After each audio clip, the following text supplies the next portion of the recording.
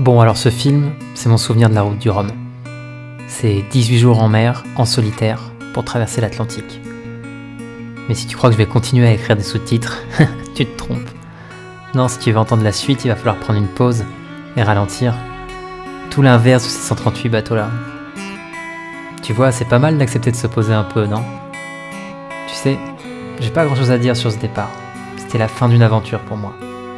Enfin le moment de souffler un peu après une année à cravacher, à tout faire pour être là sur cette ligne. On court, on court partout le plus vite possible, mais en fait on reste sur place. Tu trouves pas ça dingue, toi? Tout ce temps et cette énergie qu'on dépense parfois, et là, tout ça pourquoi? Pour que moi, je puisse aller jouer tout seul sur mon bateau? Ok, je sais ce que tu vas dire, ça fait rêver, ça inspire, ok.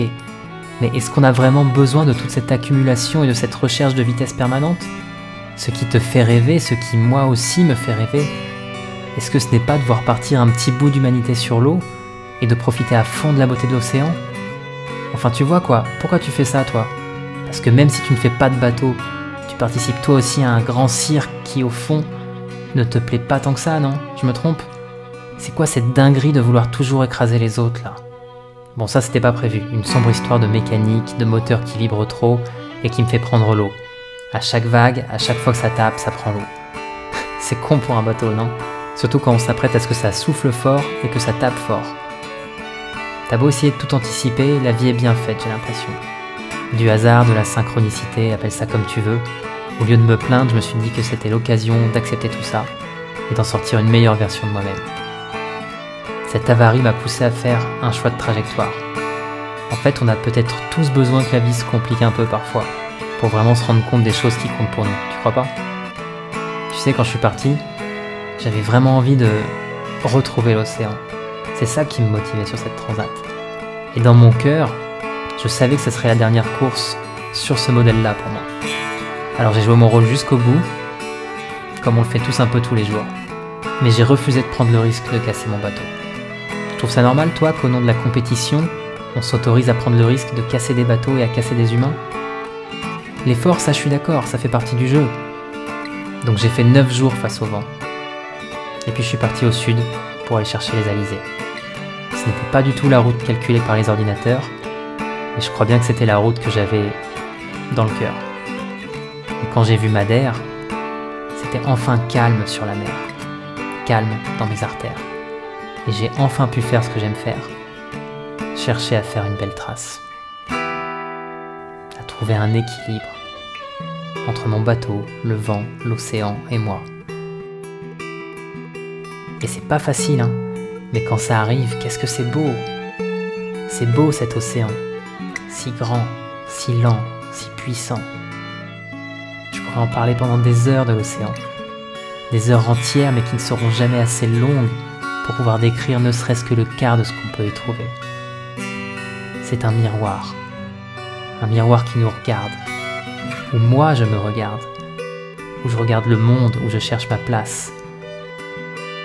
L'océan n'apporte pas de réponse, mais il a sa vérité. Une vérité qui nous frappe par la vie qu'il a en lui. Une vérité de l'absurdité, une vérité du vivant. C'est comprendre une infime partie des éléments, comprendre que le jeu est bien plus grand. Sentir le vent, les embruns, le froid, le chaud, la lune, la nuit, le soleil levant. C'est accepter la tristesse et la joie, la palette entière de nos émotions,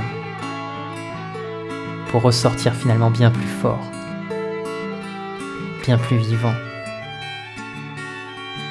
et ressentir une pulsation, celle que toi et moi, on a perdu depuis bien longtemps. Et qu'est-ce que ça fait du bien de savoir qu'en fait, elle est juste là. Tu sais, je réalise seulement aujourd'hui la conséquence de mes actions. J'ai essayé longtemps de tout faire à ma manière, sans prendre le temps de t'écouter. Et aujourd'hui, je sais que tu souffres. Je l'entends maintenant. Alors il faut qu'on trouve une nouvelle voie, un nouvel équilibre. Car on a tout entre les mains pour pouvoir réparer le futur. On a cru que l'on pouvait tout avoir, tout le temps, sans aucune conséquence.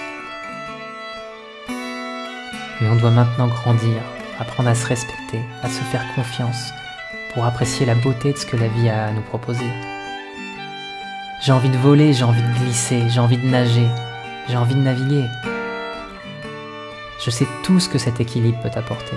Je viens enfin de découvrir cette vérité. Alors moi j'ai envie d'y croire. Toi aussi, non?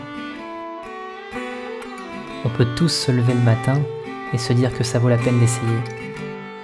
Car au bout de chaque effort, il y a une vision sur l'horizon qui se dessine. Celle d'un futur joyeux, un futur humain, un imaginaire tout entier à réinventer. Ce n'est pas la fin du chemin, ce n'est que le début d'un nouveau chapitre. Celui d'une histoire qui ne tient qu'à nous d'en écrire la suite. Alors on va rire, on va sourire, on va boire, on va se prendre par la main, on va se soutenir. Ça sera pas facile, hein. Mais c'est avec cette vérité-là, avec ce rêve-là, qu'on va essayer de vivre, toi et moi.